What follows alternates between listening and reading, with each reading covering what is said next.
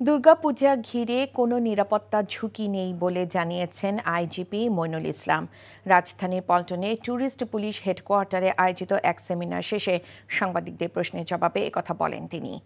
IG বলেন, দীর্ঘদিন ধরে এদেশে শান্তিপূর্ণ ও উৎসবমুখর পরিবেশে দুর্গোৎসব অনুষ্ঠিত হয়ে আসছে। পূজা আয়োজনের সার্বিক নিরাপত্তা নিশ্চিতে বাংলাদেশ পুলিশ সর্বোচ্চ কঠোর অবস্থায় থাকবে বলে জানান পুলিশ মহাপরিদর্শক। সাময়িক সংকটের পরে থানার কার্যক্রম স্বাভাবিকভাবে চলছে বলেও দাবি করেন তিনি। বলেন, দেশে প্রায় ৫০০ থানা এবং পুলিশের টহল গাড়ি পোড়ানো হয়েছিল। এর মধ্যে গাড়িগুলো প্রতিস্থাপন করা হয়েছে বলে জানান পুলিশ প্রধান।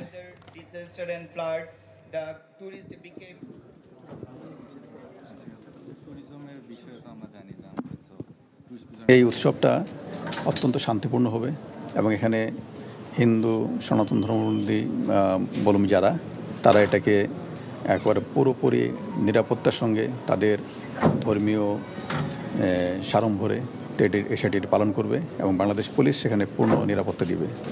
কোনো ধরনের কোনো আশঙ্কা আছে কিনা জঙ্গি হামলা বা হুমকি? না, এই ধরনের কোনো আশঙ্কা এখনও নাই। তবে আমরা নিরাপত্তার জন্য কোনো ছাড় দিতে চাই না। আই থিঙ্ক আমি লাভ উইথ ইউ। ভালোবাসা কি এভাবেই হয়? ভালোবাসা এমন সব লজিকের ঊর্ধ্বে, জাস্ট ম্যাজিক। মেঘের মুলুকে তোকে নিয়ে ভেসে যেতে রাজি আছি, সব পথ ভুলে আমি তোর কিনারায় এসে দাঁড়িয়েছি। অনেককে তুমি এতদিন যেভাবে দেখেছো, এরপর থেকে তুমি সেভাবে পাবে না। তুমি কি আফসোস হওয়ার কথা বলছো বাবা?